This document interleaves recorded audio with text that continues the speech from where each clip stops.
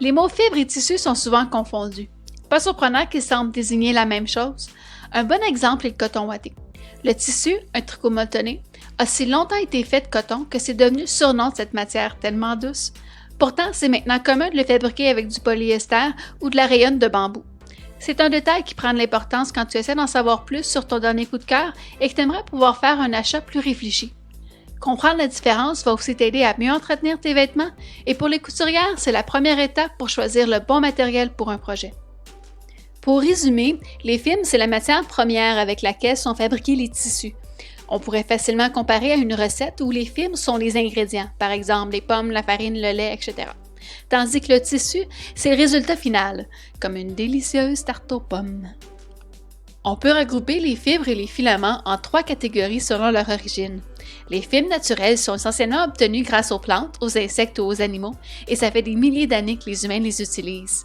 Par exemple, le coton provient des fibres qui recouvrent les graines de la plante, tandis que ce sont l'intérieur des tiges du lin et du chanvre qui sont utilisés. Le filament de soie est en fait le cocon d'une chenille. La fourrure des animaux ont des caractéristiques uniques, comme une résistance naturelle à l'eau ou au feu. Du lapin au chameau en passant par le traditionnel mouton, les options sont nombreuses à travers le monde. On obtient ces fibres en peignant ou en tonnant l'animal. Certains artisans travaillent même avec les poils de chat et de chien. C'est parce qu'ils voulaient avoir une soie à bon prix que les chimistes ont élaboré le procédé pour faire de la viscose, créant ainsi la première fibre artificielle.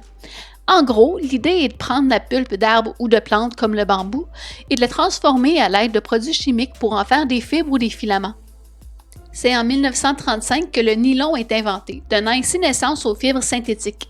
Fait à base de pétrole, les fibres synthétiques sont essentiellement des particules de plastique fondues puis étirées en longs filaments.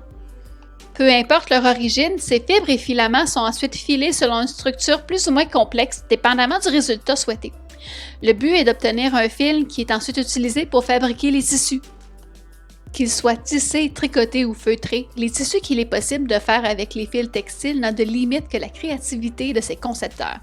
Texture, transparence, tombée, extensibilité, chaque type de tissu a ses particularités qui inspireront les designers et sera choisi avec soin. Après tout, c'est en décidant de créer une robe avec du jersey que Chanel a complètement chamboulé la mode féminine.